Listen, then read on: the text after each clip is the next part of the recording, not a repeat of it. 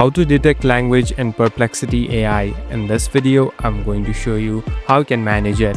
First of all, open the application. Now here on the left top, you can see a profile icon. Simply tap on the profile icon. Now slowly scroll down.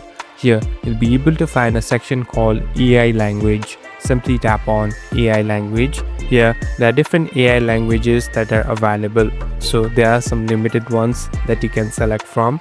So here on the top, there's even a section called automatic.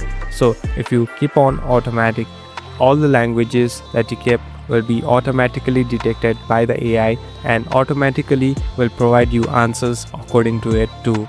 If you want to have a preference, you can select any of the language and it's all set to go. Thank you for watching this video. I hope this video will help you.